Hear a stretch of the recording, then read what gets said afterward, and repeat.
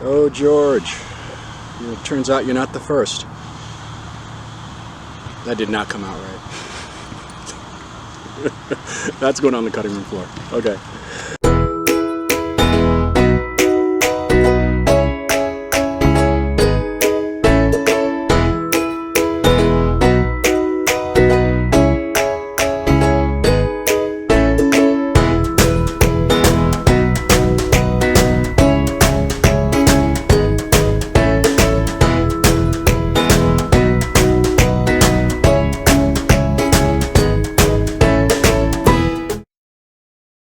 Hello folks, Rich here. Bet you're wondering why I'm sitting here holding a book on George Washington. Well, it turns out we came across a story that was almost lost in time. Let me explain. If I were to ask you who the first president of America was, what would you say? George Washington, right? I mean, that's what they told us in the history books.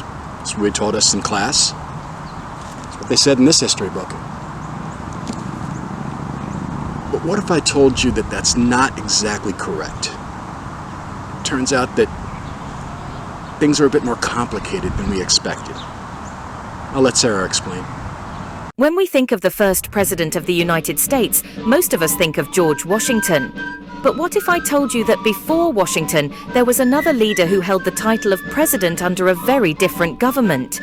Meet John Hanson, the first president of the original United States government in 1781. Hello, history enthusiasts. Today we're diving into the intriguing story of John Hanson and his role as the first president of the United States under the Articles of Confederation. After declaring independence from Britain in 1776, the newly formed United States needed a framework to govern itself. The result was the Articles of Confederation, our nation's first constitution, ratified in 1781. Unlike the current US Constitution, the Articles established a loose confederation of sovereign states and a very weak central government. Each of the 13 states retained much of their independence and autonomy, but they agreed to work together for certain common purposes, such as defense and foreign affairs. Enter John Hanson, a prominent Maryland merchant and politician. Born in 1715, Hanson had a long history of public service, including roles in the Maryland General Assembly and the Continental Congress. But his most significant contribution came in November 1781, when he was elected the first president of the Continental Congress under the fully ratified Articles of Confederation. It's important to note that Hanson's title was President of the United States in Congress Assembled. This position was more akin to a presiding officer of Congress than the executive role we associate with the modern presidency. Hanson's presidency was largely ceremonial, but it was crucial in unifying the fledgling nation during a critical period. He served a one-year term, during which he managed the post-war economy, facilitated the exchange of prisoners, and oversaw the reduction of the Continental Army. One of Hanson's notable acts was his involvement in establishing the Treasury Department, the Foreign Affairs Department, and the War Department, which laid the groundwork for the federal institutions we have today.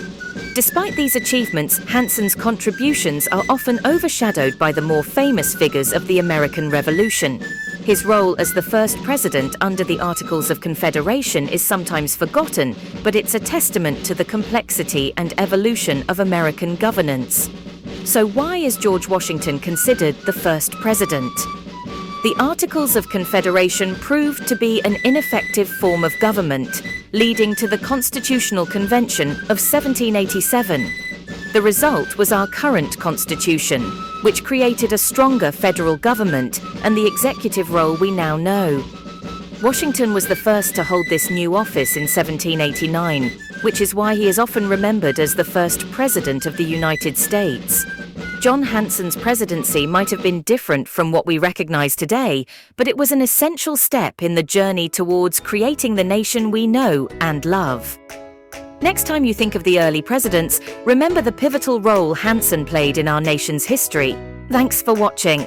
Don't forget to like, comment, and subscribe for more fascinating history stories. Until next time, keep exploring the past to understand the present.